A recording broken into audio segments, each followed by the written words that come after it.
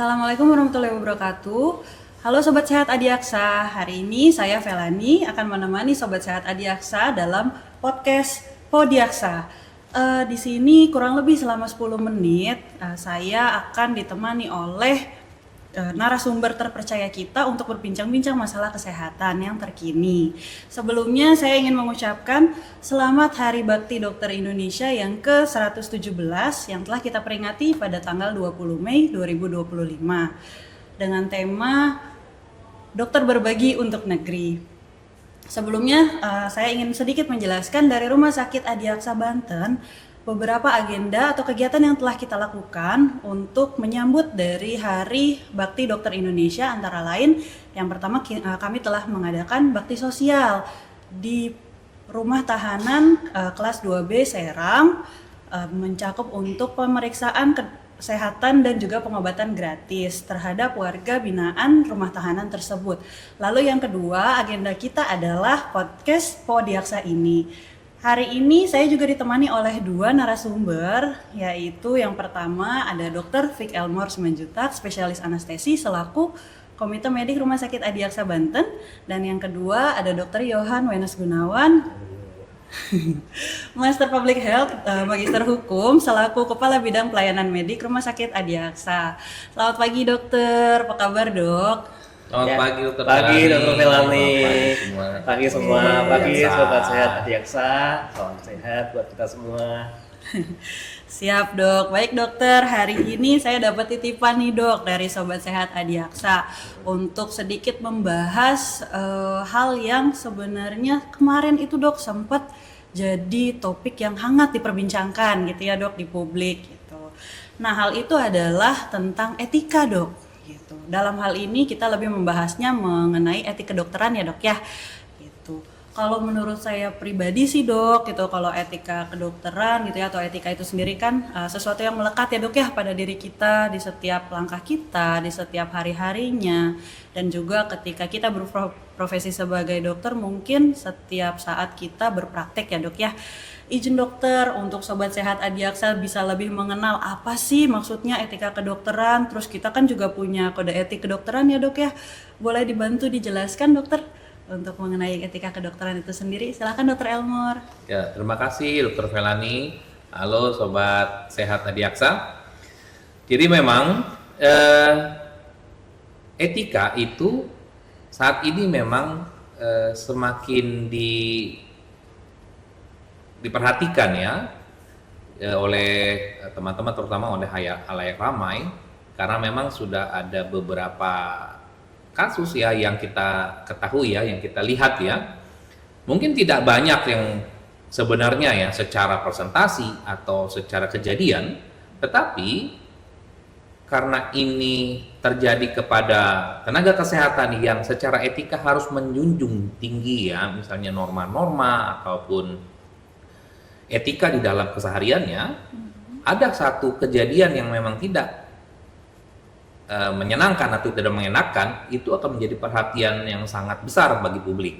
Okay. Nah, secara umum, etika di dunia kedokteran yang saya akan sampaikan ini sebenarnya adalah etika yang di kalangan dokter selama ini kita gunakan adalah etika yang dibuat oleh Ikatan Dokter Indonesia ya, Ikatan Dokter Indonesia yang sudah dibuat menjadi sebuah penuntun ya, ada bukunya sebenarnya ya, ada bukunya yang sudah dikeluarkan di tahun 2012 ya. Buku itu judulnya ada Kode Etik Kedokteran Indonesia ya. Dan secara umum dokter itu terikat di dalam kesehariannya, dalam kehidupan pribadi, dalam pelayanannya, itu terikat dengan etika tersebut ya, tidak boleh lepas dari dirinya sebagai dokter. Nah, ada 4 ya etika yang melekat di dalam seorang dokter, itu ada 4. Oke, ya, apa aja tuh dok? Nah, yang pertama adalah etika secara umum, etika dirinya sebagai seorang dokter atau seorang pelayan kesehatan ya. Secara umum dokter harus memberikan pelayanan yang terbaik dengan kemampuan yang tertinggi yang dia miliki ya, tidak terkecuali untuk semua kalangan masyarakat ya. Kemudian dia tidak bisa dipengaruhi oleh apapun, misalnya tekanan apapun untuk memberikan layanan. Oh, dia diskriminatif dalam tanda kutip ya. Tidak bisa. Tidak bisa Diskriminatif. membeda-bedakan ya, Dok, Tidak bisa ya? dibeda-bedakan. Pada siapa, si A, si B, si C, tidak. Kemudian dia juga harus hati-hati dalam memberikan pernyataan atau penjelasan. Ya, penjelasan kepada seperti ini misalnya saya jelaskan, memberikan edukasi kepada masyarakat, saya juga harus hati-hati untuk menyampaikan apa yang harus saya sampaikan. Jangan sampai pernyataan saya yaitu akan membuat salah satu pihak itu merasa tersudut atau merasa tersakiti, atau malah saya menyampaikan sesuatu yang tidak benar. Oke. Ya, sesuatu yang sebenarnya ini masih misalnya dalam tanda kutip belum dibuktikan kebenarannya, tapi saya sampaikan kepada publik menjadi sebuah kebenaran, nggak boleh.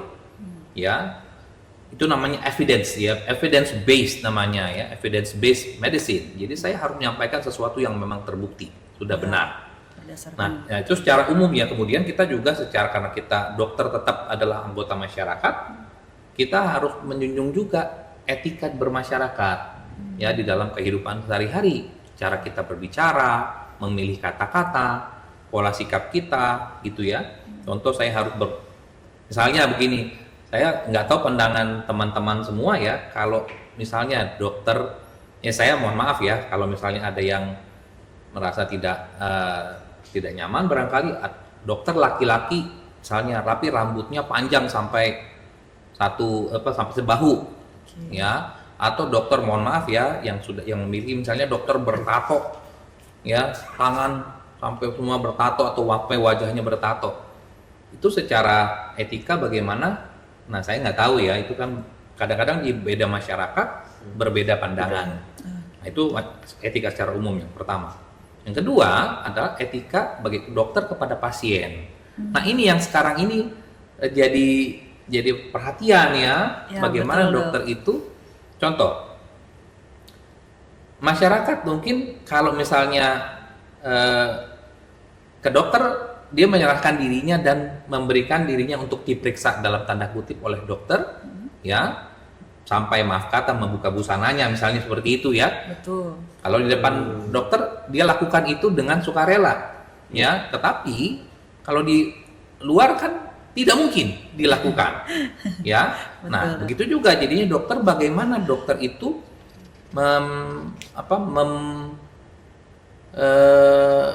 mempergunakan kemampuannya dia untuk mendapatkan kepercayaan dari pasien, ya, memberikan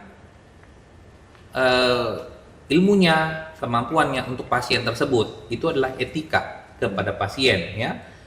Dan dia harus benar-benar bukan saya bilang tidak ada pamrih, bukan ya kan, maksudnya gini, dokter juga memberikan layanan itu, ya, pasien akan memberikan, misalnya harus membayar untuk layanan dokter tersebut, ya, jadi ya harus profesional. Betul. Pada pasien. Yang kedua itu. Yang ketiga, dokter juga harus menjaga etika dengan teman sejawatnya. Ya, teman sejawat artinya dengan sesama dokter, sesama rekan dokternya, ya, dia harus juga saling menghormati. Contoh, dokter A punya kemampuan atau skill seperti ini, kita juga mempunyai skill dan kita harus menghormati dia punya pemikiran atau punya terapi yang seperti ini. Nah, itu jangan kita sebagai teman sejawat kita bilang, oh itu nggak benar. Enggak, ya tidak boleh, kita harus saling menghormati. Ada sama teman sejawat, dan memang terapi itu ada alternatif memang. Ya, jadi kita harus saling menghargai. Oke, dia pandangan dia seperti itu. Oke, silakan. Nah, kemudian yang terakhir adalah etika terhadap diri sendiri. Ya, sebagai dokter, saya memastikan yang pertama, contoh, yang sering dikatakan di masyarakat, kok dokter bisa sakit? Nah, misalnya begini ya, dokter bisa sakit, ya kan? Nah, akhirnya apa nih yang implikasinya? Dokter harus menjaga kesehatannya, ya, itu etika terhadap diri sendiri. Ya, dokter harus menjaga kesehatannya. Yang kedua, penampilan dirinya juga harus dijaga, ya. Yang ketiga, dokter juga harus terus meningkatkan kemampuan dirinya, belajar tidak berhenti, ya, kemudian dia harus terus meningkatkan skillnya, memperbaiki diri. Mungkin itu pengantar Long saya. life study ya dok ya, Iya, kalau betul. dokter itu ya dok ya nggak boleh berhenti belajar. Oke. Capek ya dok ya. Itu bagian etik ya berarti dok ya. Betul. Nah, Iya. Oke, oke dok. Berarti tadi kan ada 3 ya dok ya untuk etik itu sendiri ya dok ya. Oke. Nah terus dokter izin, ini kan kalau misalnya dari rumah sakit kita sendiri dok, Rumah Sakit Adiaksa Banten, itu kan merupakan masih dalam bawah naungannya kejaksaan ya dok ya. Jadi kalau misalnya tadi kita dengarkan penjelasan bahwa memang kita tidak boleh membeda-bedakan pasien, kita tidak boleh membeda-bedakan latar belakang yang berobat ke kita gitu ya. Nah sedangkan rumah sakit kita ini kan juga punya kekhususan sendiri ya dok, Ya. di mana kita punya layanan kesehatan justisial gitu dok. Bahkan dari visinya sendiri dari rumah sakit itu sendiri untuk menjadi rujukan utama layanan kesehatan justisial dan utamanya adalah di Provinsi Banten ya dok gitu. Nah dokter Yohan izin selaku Kepala Bidang Pelayanan Medik boleh dok bantu Sobat Sehat Adiaksa nih buat tahu apa sih layanan kesehatan justisial itu, karena nggak umum nih dok, ada di mana-mana. Izin silakan dokter. Iya, terima kasih Dr. Felani. Sekali lagi selamat pagi Sobat Sehat Adiaksa. Mungkin nanti terkait ya pelayanan kesehatan justisial. Ini memang pelayanan yang terbilang baru, mungkin belum banyak rumah sakit yang melaksanakan. Dan ini memang kita harus sampaikan kepada Sobat Sehat Adiaksa bahwa kalau sesuai definisi, pelayanan kesehatan justisial ini adalah pemanfaatan ilmu dan teknologi kedokteran maupun ilmu-ilmu yang lainnya untuk mendukung tugas dan fungsi kejaksaan. Oke. Dan terutama juga untuk melayani kesehatan masyarakat. Jadi ini perlu kita garis bawahi bahwa dalam pelayanan kesehatan sosial ini tetap ada 2 yang diberikan pelayanan, satu masyarakat secara umum, yang kedua kejaksaan selaku institusi. Nah, tapi terkait dengan pelayanan kesehatan justisial ya dok ya. Iya dok. Ini mungkin cerita sedikit lah. Kesehatan justisial ini sebetulnya memang kita di kejaksaan sudah lama untuk melaksanakan ya, namun memang secara perundang-undangan ini memang lebih diperkuat dengan adanya Undang-Undang 11 Nomor 2021 tentang kejaksaan ya. Undang-Undang 11 tahun 2021 ini merupakan perubahan dari Undang-Undang 16 tahun 2004 tentang kejaksaan, di mana di undang-undang ini memang ditekankan atau disebutkan di salah satu pasalnya 30C bahwa ada kejaksaan ini menyelenggarakan fungsi kesehatan justisial. Ya, tadi mungkin terdefinisi sudah saya sampaikan. Nah, tadi mungkin terkait dengan etika ya dok ya. Etika bagaimana dokter di Adiaksa ini melakukan pelayanan terhadap tersangka, terdakwa ataupun tahanan. Ya, itu tadi setuju dengan yang disampaikan oleh Dr. Elmore ya, bahwa dokter ini adalah profesi ya, sebagai sebuah profesi yang tentunya luhur, yang tentunya mulia. Dokter ini harus tetap berpegang teguh terhadap etika profesinya, di mana disebutkan dalam etika profesi itu tidak boleh membeda-bedakan. Nah, bagaimana nih implikasi atau implementasi tidak membeda-bedakan seperti apa? Jadi mungkin begini, Dr. Felani, bahwa kita ketahui ya, bahwa kalau kita menangani pasien terperiksa atau tersangka atau tahanan atau terdakwa yang sakit, ya tentunya kita melihat ya bahwa orang yang sakit pasti membutuhkan pertolongan kesehatan, membutuhkan pelayanan kesehatan. Itu yang memang harus kita tetap pegang teguh, bahwa dalam memberikan pelayanan kesehatan, dokter harus tetap berpegang teguh pada keilmuannya, kepada standar profesi, kepada SPO, kepada standar keilmuan. Itu yang tidak bisa dikurangi. Jadi tidak boleh kemudian mentang-mentang pasien tahanan atau mentang-mentang pasien tersangka ya kemudian harusnya antibiotiknya dapat 3 macam, kemudian ini hanya dikasih 1 macam, atau mungkin obat yang harusnya diberikan 1 minggu ini hanya diberikan 3 hari. Tidak boleh ya dok ya. Ini tidak juga boleh tuh. betul. Nah, namun mungkin ada sedikit yang membedakan terkait dengan pengamanan ya. Mungkin pengamanan bahwa bagaimanapun juga tersangka, terdakwa atau tahanan itu merupakan seseorang yang sedang menjalani proses hukum. Tentunya ketika sedang menjalani proses hukum ada pembatasan-pembatasan yang harus dijalankan. Mungkin penggunaan alat elektronik, mungkin pembatasan siapa saja yang boleh membesuk atau mengunjungi dan lain-lain. Namun sekali lagi saya sampaikan bahwa secara keilmuan tidak boleh ada pembedaan antara masyarakat biasa dengan tahanan. Nah ini mungkin sedikit ya dok ya, karena kebetulan saya sebagai kepala bidang pelayanan medik dan Dr. Ilman sebagai ketua komite medik, ini adalah apa ya dok? Kalau kita bilang dua sisi mata uang yang tidak bisa dipisahkan ya dok ya. Betul.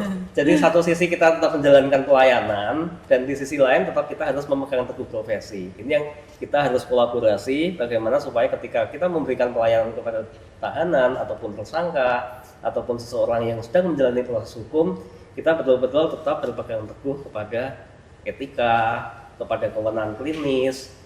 Dan ini dok, mungkin tadi saya ingat ya, tadi disampaikan oleh Dr. Elmore ya, bahwa salah satu etika itu adalah kita harus tahu batas kemampuan kita sendiri. Betul. Ketika kita tahu bahwa ada teman sejawat kita yang secara kompetensi dia lebih unggul, dia lebih mampu, dia lebih kompeten, kita tidak boleh sungkan, tidak boleh enggan ya, kita tidak boleh malu untuk mengakui bahwa teman sejawat kita itu lebih mampu dan dia yang lebih berhak untuk memberikan penanganan ataupun pemeriksaan ataupun tindakan tertentu.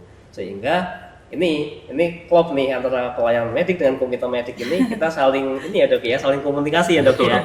Kolaborasi dok. Kolaborasi ya, artinya betul. ketika kita mau menugaskan seorang dokter untuk melakukan pemeriksaan, tentunya kita juga lihat itu ada rincian kewenangan klinis, ada surat penugasan klinis, yang itu artinya kita memberikan tugas atau memberikan mandat atau memberikan kepercayaan kepada dokter untuk melakukan tindakan atau melakukan pemeriksaan, tentunya betul-betul sudah difilter atau disaring oleh komite medik dalam hal kompetensinya.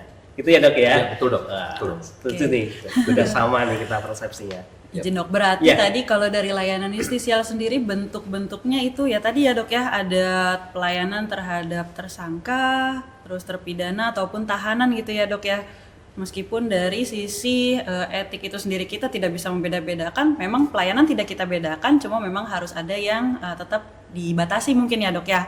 Ya. Dari segi mungkin tadi siapa yang berhak membesuk gitu ya, atau dari segi pengamanan. Mungkin itu yang terlihat berbeda tapi tidak bermaksud untuk membeda-bedakan secara etik gitu ya dok Iya, ya. Betul dok. Jadi kalau mungkin izin menambahkan ya Dr. Pelani, untuk tindakan medis pemeriksaan sama, namun ada SPO atau standar prosedur operasional yang perlu dimodifikasi tergantung dari tahap mana nih, proses hukum apa yang sedang dia jalankan. Oke. Apakah dia sedang tahap penyidikan, penuntutan, atau eksekusi dan lain-lain, tentunya itu lebih ke keterkaitan pihak mana yang kemudian menjadi penanggung jawab, pihak siapa saja yang harus kita koordinasikan untuk jalannya pemeriksaan, mungkin bagaimana pengamanan seperti itu ya. Oke. Namun prinsipnya untuk jalannya pemeriksaan medis tetap sesuai dengan standar profesi yang harus dijalankan oleh para dokter. Siap, dok. Aduh, sebenarnya bahasannya lagi seru ya, tapi nih nggak kerasa waktu kita nih udah mau habis, dok. Oke, Gitu. oke. Iya, mungkin nextnya bisa kita agendakan lagi nih Podiaksa Siap, selanjutnya siap, ya, siap, teman-teman siap. ya.